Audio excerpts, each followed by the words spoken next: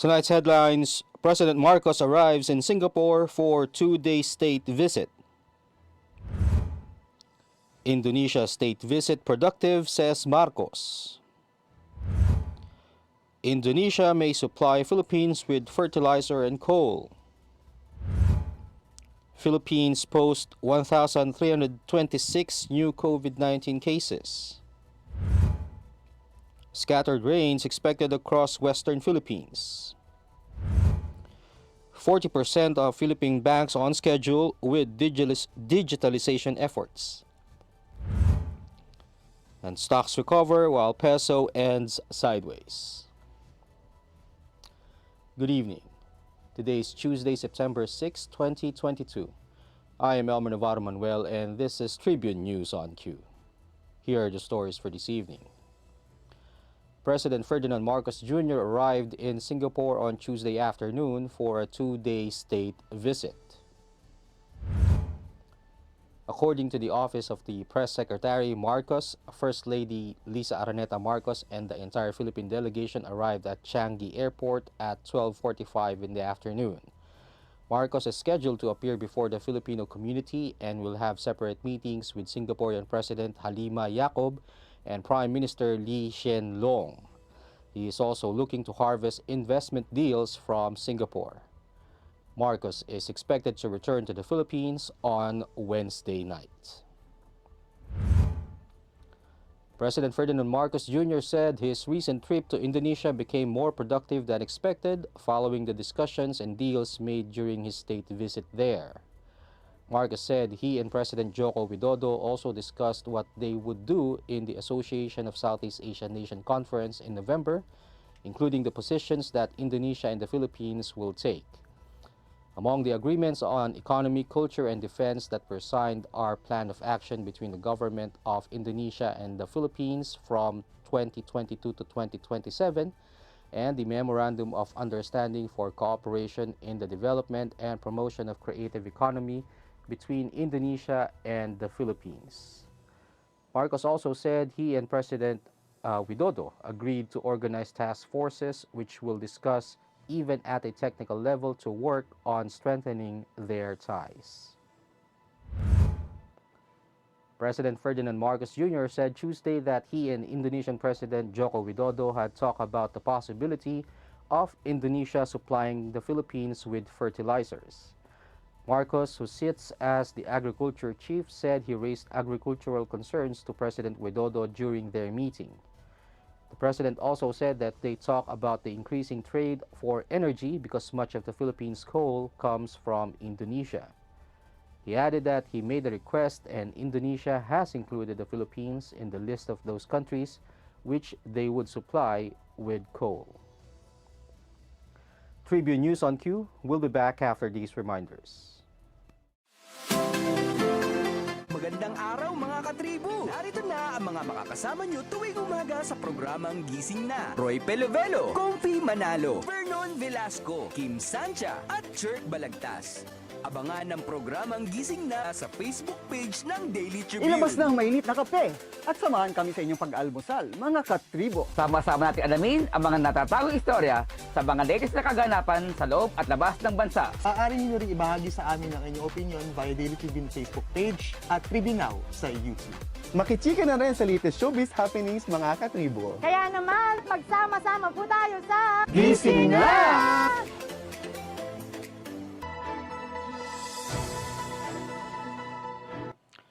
In other news, the Philippines on Tuesday registered 1,326 new COVID-19 infections, the lowest daily tally since July 6. The new cases brought the nationwide tally to 3,894,840 based on the latest figures from the Department of Health. According to the data, active cases also went down to 23,272 from 24,493 on Monday. In the last 2 weeks, the National Capital Region topped the regions with the highest number of COVID-19 cases, with 9,025, followed by Calabarzon with 4,343, Central Luzon with 2,892, Western Visayas with 1,460, and the Davao region with 1,427. The country's recovery tally increased by 2,432 cases to 3,809,450, while 56 new fatalities raised the death toll to 62,062. Bed occupancy in the country stood at 27.2%, while 7,914 beds occupied and 21,224 vacant as of Sunday. A total of 17,756 individuals were tested, while 331 testing labs submitted as of Monday. State Weather Bureau Pagasa announced that the southwest monsoon as well as the intertropical convergence zone are expected to affect the western sections of the country. Zambales, Bataan, Mimaropa, the Western Visayas, and the Zamboanga Peninsula can expect cloudy skies with scattered rain showers and thunderstorms. Flash floods or landslides may result due to the moderate to heavy rains in these areas. The rest of the country would meanwhile expect partly cloudy to cloudy skies with isolated rain showers or thunderstorms due to the habagat and localized thunderstorms. Pagasa also said it was monitoring a tropical depression outside the Philippine area of responsibility, which was seen at 1,565 kilometers east of extreme northern Luzon. It had a maximum sustained winds at 45 kilometers per hour near the center and gustiness of up to 55 kilometers per hour. The tropical depression was moving south-southwest at 10 kilometers per hour. In business, only a fourth of Philippine banks are on schedule with their digitalization efforts according to the latest survey conducted by the Bangko Sentral ng Pilipinas. Results of the banking sector outlook survey show that some 39.3% of banks are on schedule in terms of digitalization, while 27.3% are in the planning stage and have yet to start. Broken down by the banking groups, some 63.4% of universal and commercial banks and 42.9% of thrift banks are on schedule, while 47.3% of rural and cooperative banks are still in the planning stages. The same survey showed that 22.7% of banks are behind their digitalization schedule, 2.7% are ahead of schedule, and 5.3% have yet to start and have no plans to digitalize, and 1.3% have always been fully digital. Among the biggest challenges cited by respondents in the insufficient in-house skills, the lack of the right technology and tools, and the over-reliance on legacy technology. And local shares recovered on Tuesday, but the peso moved sideways, closing at the 57 level against the US dollar, the third consecutive day of depreciation. The Philippine Stock Exchange Index gained 0.26% or 9.24 points to 3,550.95 at the closing bell. However, the broader all shares declined by 0.17% or 2.79 points to 1,627.28. Most of the sectoral indices tracked the main index, led by mining and oil after it jumped by 2.9% or 2.49%. And it was trailed by property at 1.22%, holding firms at 0.90%, and services at 0.51%. Volume was thin at 562.76 million shares, amounting to 4.69 billion pesos. Meanwhile, the peso closed the day at 57, a new all-time low from 56.999 on Monday. That wraps up the stories tonight, and catch us again tomorrow only here at Daily Tribune's Facebook page. Again, this is Elmer Navarro Manuel, and you're watching Tribune News on Cue. Stay safe, stay healthy, and stay at home. Good night, and God bless us all. We would like to thank the following: Araneta, Pag-ibig, SM Supermall, Veteran, Divina Law Offices, ICTSI, Xlog, Globe, Kia, PLDT, Cherry, Tanawan, Prime Homes, RLC, Pure Gold, Meralco, and SM Retail.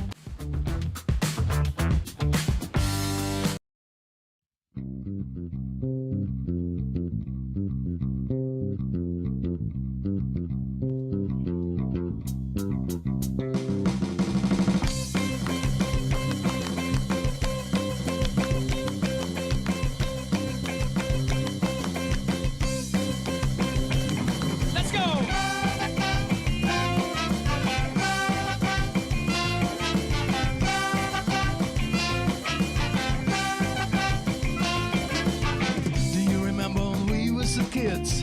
Do you remember when we were so kids? Do you remember when we were so kids? We had fun all the time. We had fun all the time. We had fun all the time. We had fun all the time. Do you remember when we were so kids? Do you remember when we were so kids? Do you remember when we were so kids? We had fun all the time. We had fun all the time. We had fun all the time. We had fun all the time. Mom and Dad bring us to the park every Sunday. Brother, sister, and I together we play. Then we eat at that old cafe.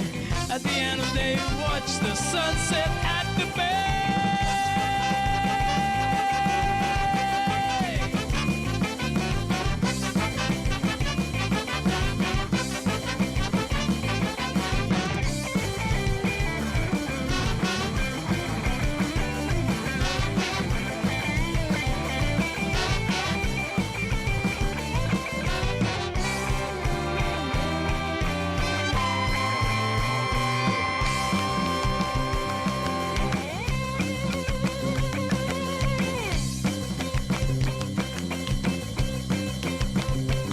Let's go!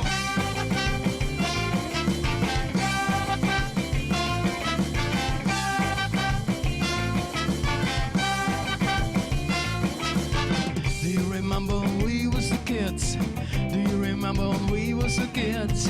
Do you remember when we was the kids? We had fun all the time. We had fun all the time. We had fun all the time. We had fun all the time. We just wanna do everything, telling jokes and endless laughings. Sometimes we go daydreaming, listen to the music play.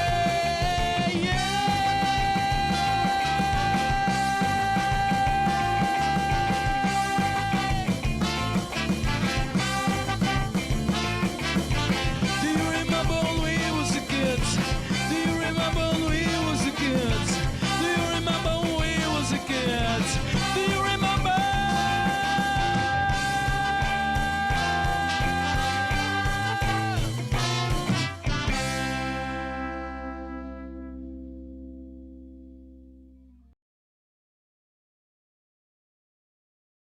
Catch the latest news on our website, tribune.net.ph.